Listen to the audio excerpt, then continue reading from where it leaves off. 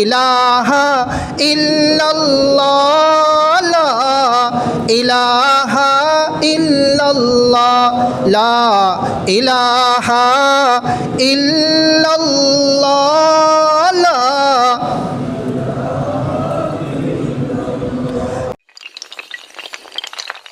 অপরূপ মিডিয়া, ইসলামের আলোয় আলোকিত হোক আপনার জীবন। যেই দিন হাসরের ময়দানে কোনো ধরনের ছায়া থাকবে না, নিজের ঘামের উপরে নিজেকে সাঁতার কেটে কেটে আমাদেরকে সেই হাসরের ময়দান যেখানে অনুষ্ঠিত হবে সেই জায়গায় আমাদেরকে যেতে হবে, উপস্থিত হতে হবে এবং সেই হাসরের ময়দানে আমাদেরকে অপেক্ষা করতে হবে। আমার মামলা ফেরেশতারা আল্লাহ সুবহানাহু ওয়া তাআলার সামনে দায়ের করার আগ মুহূর্ত পর্যন্ত আমাদেরকে অপেক্ষা করতে হবে 40,000 বছর। সুবহানাল্লাহি ওয়া বিহামদি। কয় হাজার বছর? 40,000 বছর আমাদেরকে অপেক্ষা করতে হবে।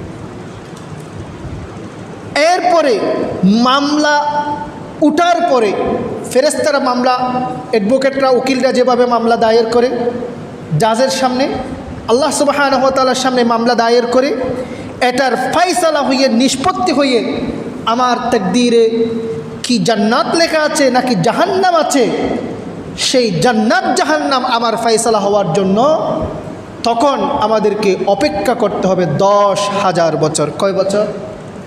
10,000 বছর। টোটাল কয় বছর? 50,000 বছর আমাদেরকে অপেক্ষা করতে হবে। রাসূল আকরাম সাল্লাল্লাহু আলাইহি ওয়াসাল্লামের হাদিস শরীফে এসেছে, তাফসীরে ইবনে কাসির এসেছে, ইয়াকুমুনা 40,000 সানা ওয়া ইউকদা বাইনাহুম ফি মিকদারি 10,000 সানাতি। অর্থাৎ সেখানে 40,000 বছর দাঁড়িয়ে থাকতে হবে, 10,000 বছর তাদের জন্য তাদেরকে বিচার করা হবে। সুবহানাল্লাহি ওয়া বিহামদি। টোটাল সময়টা হচ্ছে কতদিন? 50,000 বছরের। আমরা সবাই অপেক্ষা করতে করতে সেটা সামান্য অপেক্ষা হবে না। আমার আপনার আমল নামায় যত গুনাহ থাকবে, গুনার পরিমাপ অনুযায়ী শাস্তি আমাদেরকে হাসরের ময়দানে শুরু হবে। আমার আপনার আমল নামার পাপাচার লিমিট অনুযায়ী আমাদেরকে হাসরের ময়দানের দিকে যেতে হবে। সেই ঘামের উপর পাড়ি দিয়ে আমাদেরকে হেঁটে হেঁটে যেতে হবে। আমার গুনার লিমিট যদি কম হয়, হাঁটু পরিমাণ ঘামের মধ্যে আমাকে হাঁটতে হবে। আরও যদি বেশি হয়, কোমর পরিমাণ ঘামের মধ্যে আমাদেরকে হেঁটে হেঁটে ঘামের সাগরের মধ্যে দিয়ে হেঁটে হেঁটে আমাদেরকে যেতে হবে। গুনাহ যদি আরও বেশি হয়, গলা পরিমাণ সেই ঘামের মধ্যে আমাদেরকে হেঁটে হেঁটে যেতে হবে। আরও যদি বেশি হয় তাহলে সেই ঘামের মধ্যে সাঁতার কেটে কেটে আমাদেরকে ওই বিচার যেখানে অনুষ্ঠিত হবে হাসরের ময়দানে, সেই হাসরের ময়দানে আমাদেরকে যেতে হবে। সম্মানিত ভাইয়েরা, কারো জন্য ওই সময়টা সুসময় নয়। এরপরে যখন আমরা বিচারের কাঠগড়াই হাসরের ময়দানে, বিচারের ময়দানে আমরা চলে যাব, সেখানে বিচার নিষ্পত্তি হওয়া পর্যন্ত আমাদেরকে অপেক্ষা করতে হবে 10,000 বছর। কেউ অপেক্ষা করতে পারবো না আমরা। সেই সময় অতিবাহিত না করা ছাড়া আমরা কেউ জান্নাতে বা জাহান্নামে আমরা যেতে পারবো না।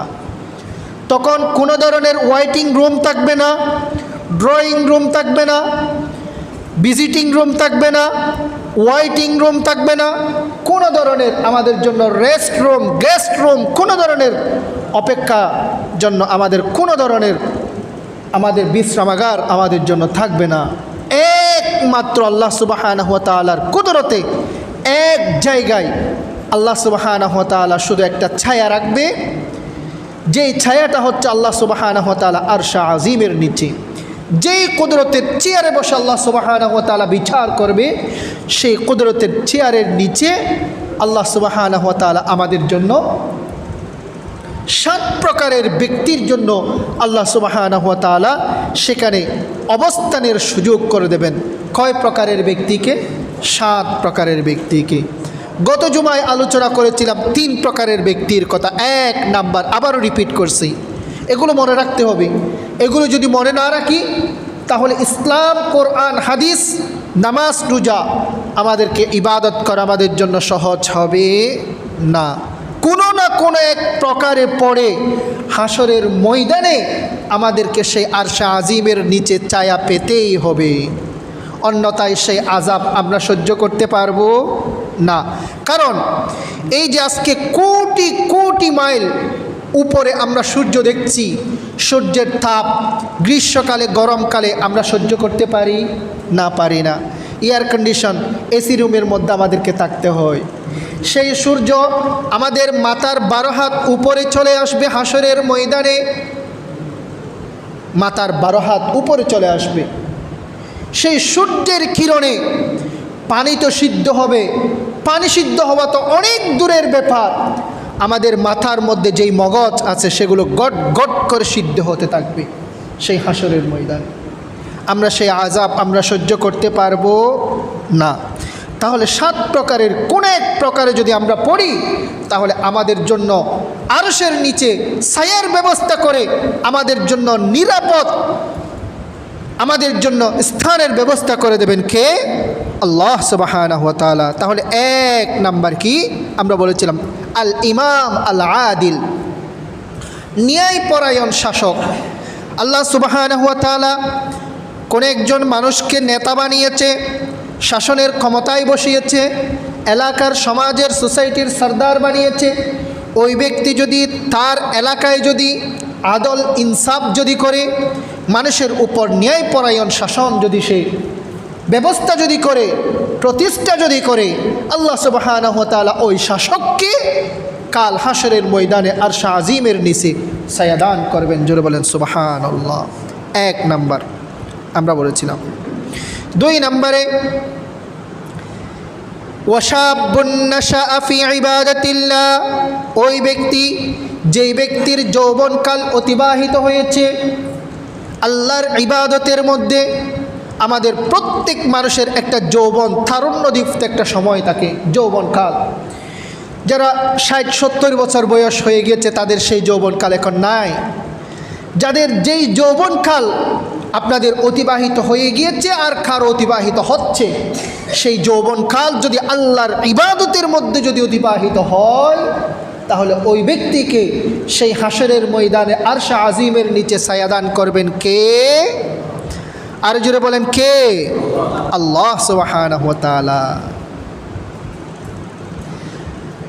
হাসরের ময়দানে আল্লাহ সুবহানাহু ওয়া তাআলা প্রত্যেক মানুষকে 5টা সওয়াল করবে। কয়টা সওয়াল? 5টা সওয়াল করবে। কবরের মধ্যে আল্লাহ সুবহানাহু ওয়া তাআলা কয়টা প্রশ্ন আমাদের জন্য রেখেছেন? 3টা প্রশ্ন আমাদের জন্য রেখেছে। কি কি? মার রব্বুক ওয়ামা দীনুক ওয়ামান হাযার রাজুলুল্লাযী বুইসা ফীকুম। এই 3টা প্রশ্নের উত্তর দেওয়া ছাড়া কবর থেকে 1 বিন্দু পরিমাণ পেছনেও যেতে পারবো না, ডানেও যেতে পারবো না, বামেও যেতে পারবো না।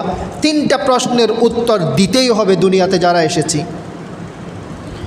আল্লাহ রাসূল সাল্লাল্লাহু আলাইহি ওয়াসাল্লাম হাদিস শরীফে বলেছেন, ইন্নাল আবদা ইযা উদিআ ফি কবরিহি ওয়া তাওয়াল্লা আনহু আসহাবু ইন্নাহু লা ইয়াসমাউ কুরআন আলিহিম আতাহু মালাকান ফায়াকুদানিহি ফায়াকুলান। আমাদেরকে আপনাদেরকে যখন কবরে রেখে আসবে, 3.5 হাত মাটির নিচে যখন রেখে আসবে, আমাদের আত্মীয় যারা ঘনিষ্ঠ আত্মীয় আছে, বাবাকে ছেলে সন্তান ওই 3.5 হাত মাটির নিচে কবরে নামবে। নেমে লাশ রাখার পরে ওই যে একেবারে শেষের মাঝখানের গিঁড়াটা একটু ডিল করে দেই, আবার একেবারে উপরে যেটা গিট দেই এটা একটু ডিল, এটাও একটু ডিল করে দেয় বা খুলে দেই, তাই না? সবার জন্যই তো হবেই। এরপরে কবর থেকে উঠে মাটি চাপা দিয়ে এই যে আত্মীয় স্বজন মাটি চাপা দিয়ে যে চলে আসবে, আপনার আত্মীয় স্বজন, ভাই ব্রাদার, আত্মীয় স্বজন, ছেলে সন্তান যে চলে যাচ্ছে, স্যান্ডেলের আওয়াজ আপনি কবরের মধ্যে শুনতে পাবেন। আমার আপনার রূহ আবার আল্লাহ পাকের হুকুমে এই মৃত দেহের মধ্যে আল্লাহ পাক ঢুকাই দেবেন। কোথায় বলা হয়েছে? কোথায় বলা হয়েছে? আল্লাহর রাসূল সাল্লাল্লাহু আলাইহি ওয়াসাল্লাম বলেছে, আমার কথা নয়, কার কথা? রসুলের কথা। ইন্নাল আবদা ইযা উদিআ ফি কবরি, কোন একজন ব্যক্তিকে যখন কবরে রাখা হয়, ওয়া তাওয়াল্লা আনহু আসহাবুহু, তার আত্মীয় স্বজন মাটি চাপা দিয়ে যখন চলে যায়, ইন্নাহু লা ইয়াসমাউ করানি আলিহিম, করানি আলুন মানে হচ্ছে কি চ্যান্টেলের টাস টাস যেটা আওয়াজ হয় সেটা কবরের মৃত ব্যক্তি শুনবে। ইন্নাহু লা ইয়াসমাউ, অবশ্যই মৃত ব্যক্তি শুনে করানি আলিহিম। এমত অবস্থায় দুইজন ফেরেশতা আসবে, আতাহু মালাকান। কয়জন ফেরেশতা আসবে? আরো জোরে বলুন, কয়জন? দুইজন। আতাহু মালাকান ফায়াকুদানি, আমাদেরকে বসাবে, শোয়া থেকে আমাদেরকে সুন্দর করে বসাবে। ফায়াকুলান, এই দুইজনে আমাদেরকে জিজ্ঞেস করবে মার রব্বুক, ফার্স্ট অফ অল আমাদেরকে জিজ্ঞেস করবে মার রব্বুক, তোমার রবকে। দুনিয়াতে যদি ঈমান না রাখি, ইসলাম ফলো না করি, কোরআন হাদিস ইসলাম ঈমানের উপর যদি আমরা অটল অবিচল না থাকি, যতই আরবের পণ্ডিত হন না কেন, সৌদি আরবে জন্মগ্রহণ করেন, দুবাইতে, কুয়েতে, কাতারে, লেবাননে, যে রাষ্ট্রেই আরব রাষ্ট্রে আপনি জন্মগ্রহণ করেন না কেন, আমাদের মুখ থেকে বের হবে না লা ইলাহা ইল্লাল্লাহু মুহাম্মাদুর রাসূলুল্লাহ, যারা বলেন সাল্লাল্লাহু আলাইহি ওয়াসাল্লাম, মুখ থেকে বের হবে না। আল্লাহ সুবহানাহু ওয়া তাআলা সেদিন জিজ্ঞেস করবে ফেরেশতারা আমার রব্বুক, তোমার রবকে। তখন আমাদেরকে বলতে হবে কি? রব্বি আল্লাহ। এরপরে দ্বিতীয় নম্বর প্রশ্ন আমাদেরকে করবে ওমা দীনুক, তোমার দিন কি ছিল? দুনিয়ার মধ্যে তুমি কোন ধর্মের বিশ্বাসী ছিলা? দুনিয়ার মধ্যে তুমি কোন ধর্মের বিশ্বাসী ছিলা? তুমি কি ইসলাম, আল্লাহ সুবহানাহু ওয়া তাআলার মনোনীত একমাত্র ধর্ম ইসলামের বিশ্বাসী ছিলা, নাকি অন্য ধর্মাবলম্বী ছিলা? ওমা দীনু, তখন আমাদেরকে উত্তর দিতে হবে দীনি আল ইসলাম, আমি ইসলাম ধর্ম আমার বিশ্বাস ছিল, ঈমান ছিল ইসলামের উপরে, কোরআনের উপরে, আল্লাহ এক খোদার উপরে, আল্লাহর রসুলের উপরে আমাদের ঈমান ছিল। এরপরে 3 নম্বর কোয়েশ্চেন আমাদের জন্য আসবে ওমান হাযার রাজুলুল্লাযী বুইসা ফীকুম, ওই ব্যক্তিকে, যেই ব্যক্তিকে তোমাদের কাছে একত্ববাদী এক খোদার ইবাদত করার জন্য পয়গাম নিয়ে তোমাদের কাছে এসেছিল, ওই ব্যক্তিকে আমাদেরকে প্রশ্ন করবেন কে? ফেরেশতারা। তখন রসুলের একটি স্ট্রাকচার আমাদেরকে সামনে নিয়ে আসবে। আমরা যদি ইমানদার না হই, তাহলে সেই দিন আমরা সেই প্রশ্নের উত্তর দিতে পারবো না, রসুলকে চিনব না। আমরা ইমানদার হলে আমরা বলতে পারবো হুয়া নবিয়ুনা ওয়া সাইয়্যিদুনা মুহাম্মাদুর রাসূলুল্লাহ সাইয়্যিদুল মুরসালিন মুহাম্মাদুর রাসূলুল্লাহ সাল্লাল্লাহু আলাইহি ওয়াসাল্লাম বলতে পারবো। আর যদি আমরা ওয়া আম্মাল মুনাফিক ওয়াল কাফির, যদি আমরা কাফির হই, বলবো ফায়াকুলু লা আদরি লা আদরি লা আদরি মার রব্বুক লা আদরি ওয়া মা দীনুক লা আদরি ওয়া মান হাযার রাজুলুল্লাযী বুইসা ফীকুম লা আদরি লা আদরি লা আদরি। আমরা কোনো কিছুই জানি না, আমরা বুঝি না, জানি না, আরবি ভাষা বুঝি না, আমরা দিন চিনি না, রবকে চিনি না, আমরা রসুলকে চিনি না। যারা বেঈমান বদ্দিন হয়ে দুনিয়া থেকে বিদায় নিয়ে যাবে, তাদের প্রশ্নের উত্তর থাকবে। তারপরে আল্লাহ সুবহানাহু ওয়া তাআলার নির্দেশে আযাবের গজবের ফেরেশতা তাদেরকে আল্লাহ সুবহানাহু ওয়া তাআলা নির্ণয় করে দেবেন তাদের জন্য কিয়ামত অবধি, হাসরের কিয়ামত সংগঠিত হবার আগ পর্যন্ত তার উপরে, ওই জালিমের উপরে, ওই বদকারের উপরে আযাব গজব হতেই থাকবে, তখন থেকে শুরু হয়ে যাবে। তাহলে হাসরের কবরে গেলে আমাদেরকে কয়টা প্রশ্নের উত্তর আমাদের সবাইকে দিতে হবে? আরো জোরে বলেন, কয়টা?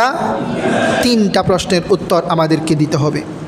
আবার যখন আমরা হাসরের ময়দানে দণ্ডায়মান হব, তখন আল্লাহ সুবহানাহু ওয়া তাআলার রাসূল বলেছেন লা তাজালু কদমু ইবনে আদম ইয়াউমাল কিয়ামা, কিয়ামতের দিন হাসরের ময়দানে ইনদা রাব্বিহি হাত্তা ইউসআলু আন খামসিন, হাসরের ময়দান আল্লাহ সুবহানাহু ওয়া তাআলা 5টি প্রশ্ন আমাদেরকে করবে। সেই 5টি প্রশ্নের সম্মুখীন হওয়া ছাড়া কোন আদম সন্তান আল্লাহ সুবহানাহু ওয়া তাআলার সম্মুখ হতে পা সরাতে পারবে না। 1 নাম্বার জিজ্ঞেস করবে আন উমরিন ফিমা আফনাহু, তোমাকে আমি আল্লাহ সুবহানাহু ওয়া তাআলা জীবন একটা লাইফ দিয়েছিলাম, জীবন দিয়েছিলাম দুনিয়ার মধ্যে 60 থেকে 70 বছর, 70 থেকে 80, 85, 90 বছর আমি তোমাকে হায়াত দিয়েছিলাম। তোমার সেই জীবনকে তুমি কিভাবে অতিবাহিত করেছ? জীবনের প্রতিটি কদমের প্রতিটি মুহূর্তের আজকে হিসাব দিয়ে যাও। আল্লাহ সুবহানাহু ওয়া তাআলা বলছেন, রাসূল বলছেন, ওয়ান উমরিন ফিমা আফনাহু, জীবন দিয়েছিলাম সেই জীবনের প্রতিটি কদমের তুমি হিসাব দিয়ে যাও। এরপরে 2 নম্বরের কোয়েশ্চন আমাদেরকে করবে, ওয়ান শাবাবিহি ফিমা আবলাহু, তোমাকে জীবনের মধ্যে একটা গোল্ডেন টাইম দিয়েছিলাম। এই যে শিশুকাল, কিছুই জানি না, চিনি না, বুঝি না, দুনিয়ার তিক্ততা, মিষ্টি কী জিনিস, সাদা কী জিনিস, কালো জিনিস, এই ছোটো বাচ্চারা, কিডস যারা আছে বুঝে না, শিশু যারা আছে। আর বৃদ্ধকালে এমনি এক পা হচ্ছে দুনিয়াতে, আরেক পা হচ্ছে কবরে। দাড়ি সাদা হয়ে গিয়েছে, হাঁটতে গেলে বসে যেতে হয়, এরকম হয় কি না? বাজারে গেলে তাড়াতাড়ি গাড়িতে চলে যেতে হয়, প্রাইভেট গাড়িতে, গাড়ি নিয়ে বাজারে গেছি, হ্যাঁ টায়ার্ড, ক্লান্ত, হঠাৎ ডায়াবেটিস বেড়ে গিয়েছে অথবা ডায়াবেটিস লো হয়ে গেছে, তাড়াতাড়ি একটু গাড়িতে আসো, তাড়াতাড়ি গাড়ি অ্যাম্বুলেন্স নিয়ে হাসপাতালে চলে যেতে হয়, হয় কি না? হয়। তাহলে ভালো খারাপ আমরা কি করতে পারি না, ডিভাইড করতে পারি না। এই মুহূর্তে এসে যদি মসজিদ ধরি, তাহলে এটা তো মসজিদে আসার কথা, কারণ তখন আমার সেই তারুণ্যদীপ্ত সময় চলে গিয়েছে, শক্তি সাহস সামর্থ্য নাই, এখন এসে রবের কাছে আমরা সারেন্ডার করার জন্য আমরা চলে এসেছি, আসতেই হবে বাধ্য হয়ে। তাহলে এই কিশোর সময় যেটা শিশুকাল আছে, এটার হিসাবে স্পেশালি নিবে না, বৃদ্ধ অবস্থায় যেটা আছে এটারও স্পেশালি আল্লাহ পাক হিসাব নিবে না, বাধ্য হবে হয়ে রবের দরবারে আসতেই হবে। কিন্তু আল্লাহ পাক আমাদেরকে একটা এই পুরা লাইফের মধ্যে একটা যে আমাদেরকে গোল্ডেন সময় দিয়েছেন, যেটা খুবই গুরুত্বপূর্ণ, মোস্ট ইম্পর্ট্যান্ট টাইম আমাদেরকে দিয়েছেন, সেই সময়টা হচ্ছে যৌবনকাল। সেই যৌবনকালের কাল হাসরের ময়দানে আল্লাহ সুবহানাহু ওয়া তাআলা হিসাব নেবেন। ওয়ান শাবাবিহি ফিমা আবলাহু, এই যে ওয়ান শাবাবিহি ফিমা আবলাহু, যে তোমাদেরকে আমি আল্লাহ সুবহানাহু ওয়া তাআলা যে যৌবনকাল দিয়েছিলাম, তারুণ্যদীপ্ত সময় দিয়েছিলাম, সেই সময়টা তুমি কিভাবে অতিবাহিত করেছো?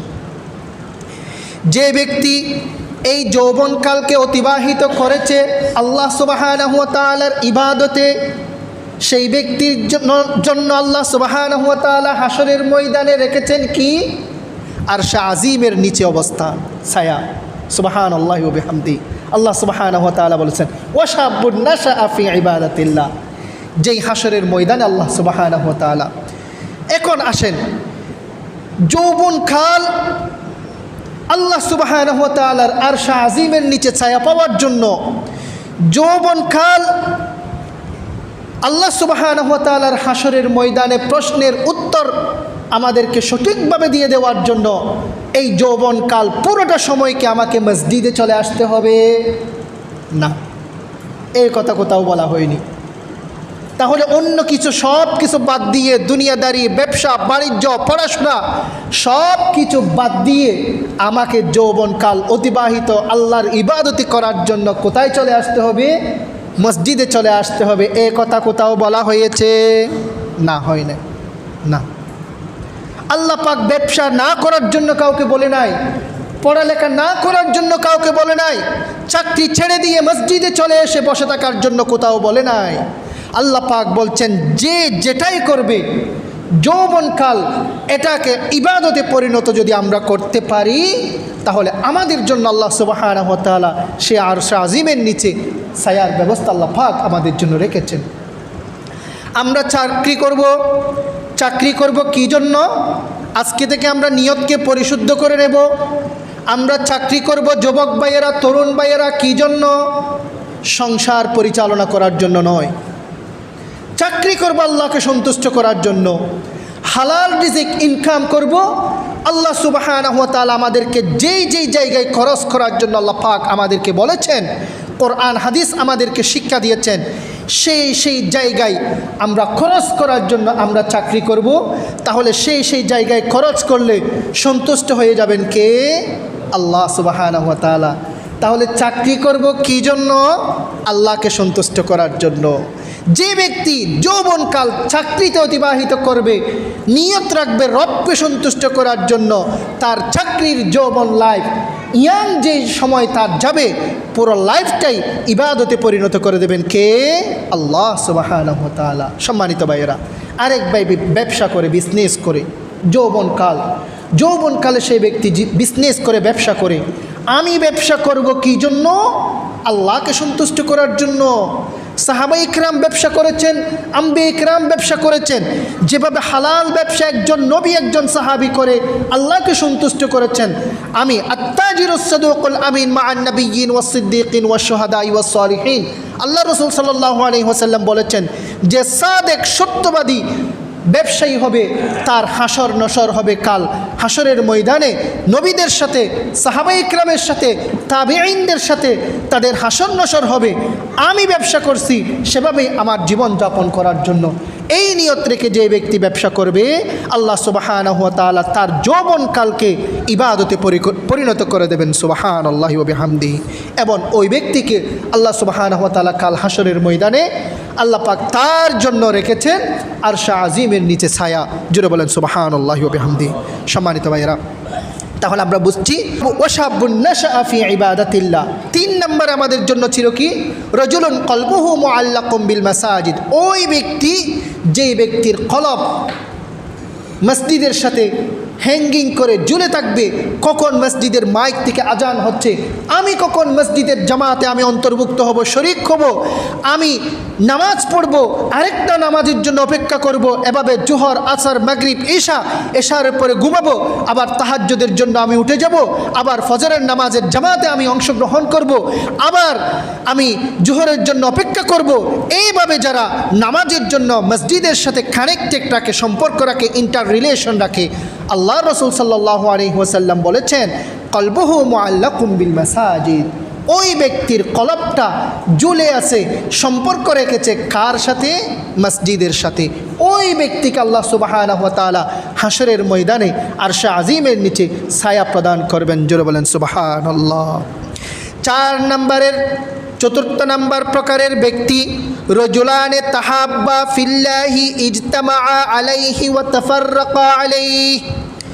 এমন 2 জন ব্যক্তিকে আল্লাহ সুবহানাহু ওয়া তাআলা আরশে আজিমের নিচে ছায়া দান করবেন। যেই 2 জন ব্যক্তির একে অপরের প্রতি ভালোবাসা ছিল, মোহাব্বত ছিল একমাত্র আল্লাহকে সন্তুষ্ট করার জন্য, আল্লাহকে রাজি করার জন্য। তারা একে অপরের সাথে হৃদ্যতা, ভালোবাসা, মোহাব্বত, আন্তরিকতা রেখেছে আল্লাহকে সন্তুষ্ট করার জন্য। আবার একে অপরের মধ্যে দূরত্ব হয়েছে একমাত্র আল্লাহকে সন্তুষ্ট করার জন্য।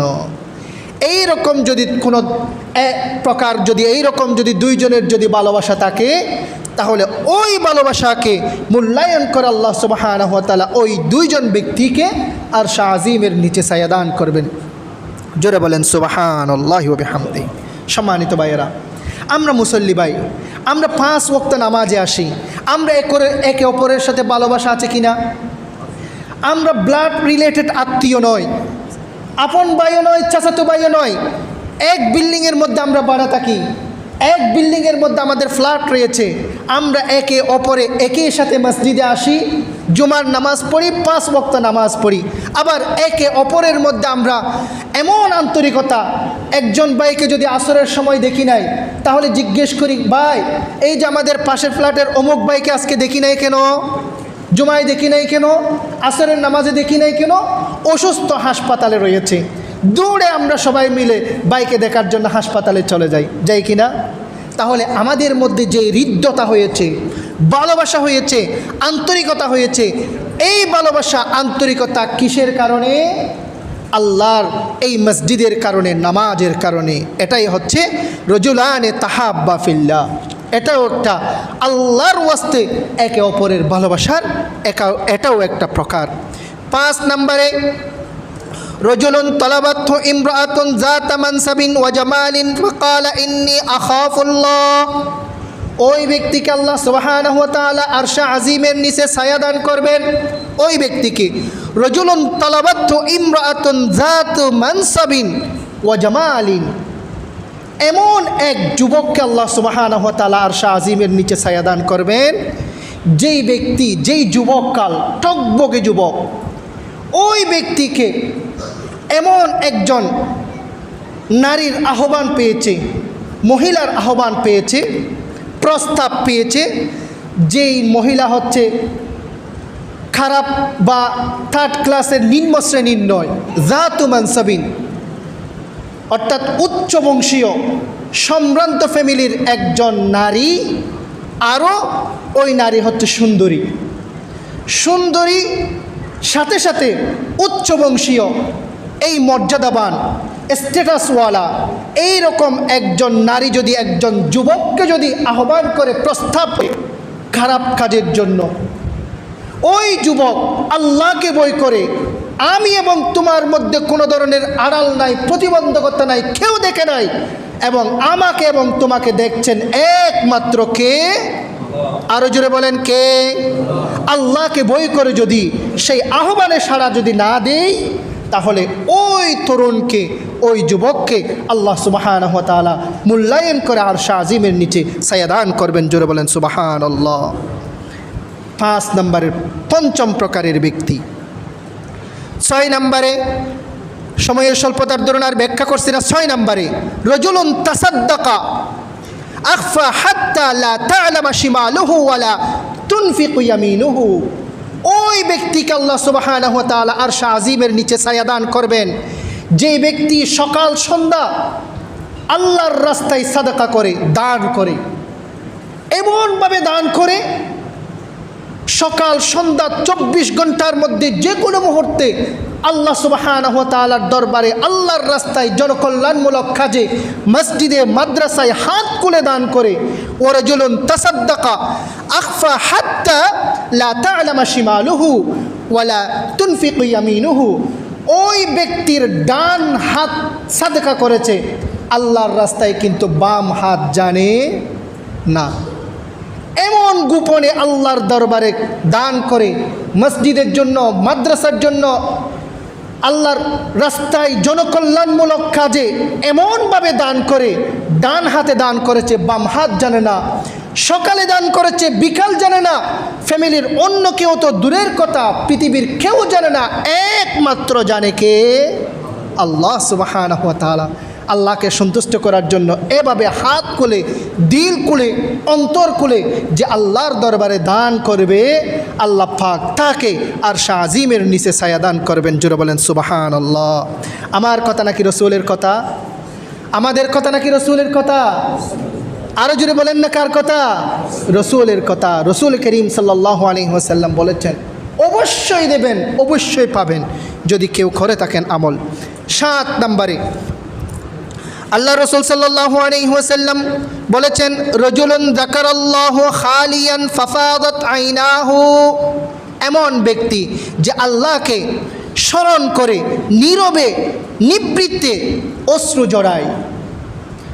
আমরা মাহে রমাদানে আমরা সবাই ইবাদত করেছি, সারা রাত জাগ্রত দেখেছি, মাগরিবের পরে, ইশারের পরে আমরা সারাদিন সিয়াম সাধনা করে, ইশারের পরে আবার আমরা সবাই দাঁড়িয়ে 10 নিয়ত 20 রাকাত আমরা কি পড়েছি? তারাবির নামাজ পড়েছি।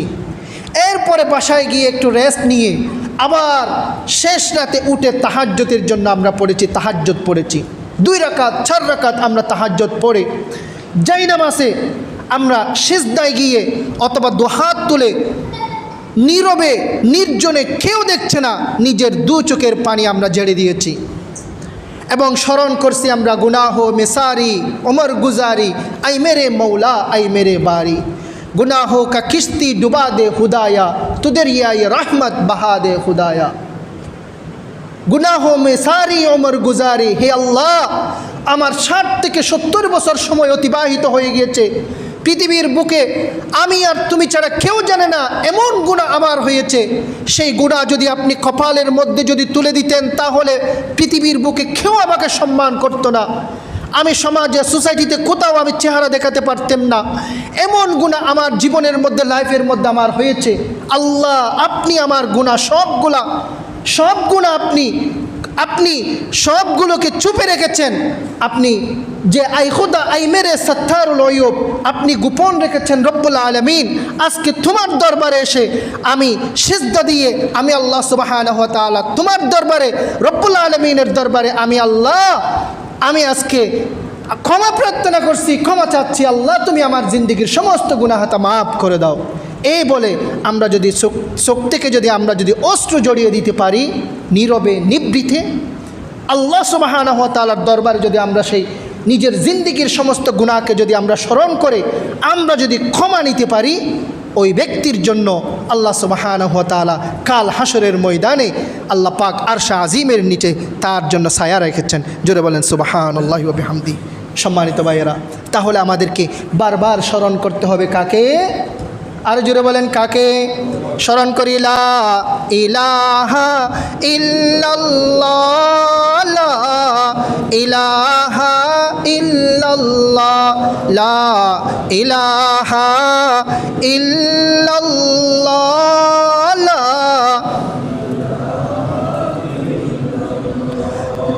লা ইলাহা ইল্লাল্লাহ, লা ইলাহা, আর জোরে লা ইলাহা,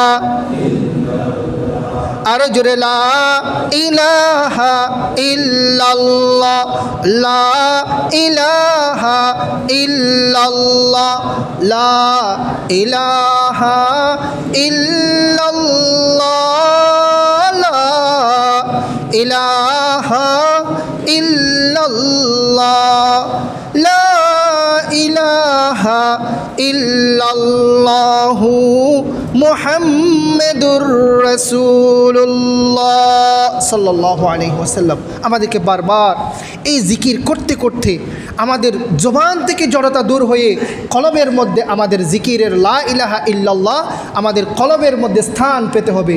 যখন মালাকুল মউত আমাদের সামনে চলে আসবে, মালাকুল মউত যখন আমাদের সামনে চলে আসবে, তখন আর কোনো তওবা কবুল হবে না আল্লাহর দরবারে। তখন যতই তওবা করি না কেন তওবা কবুল হবে না, অ্যাকসেপ্ট হবে না আল্লাহর দরবারে। তখন আমাদের মুখ থেকে যাতে বের হয়ে যায় কি?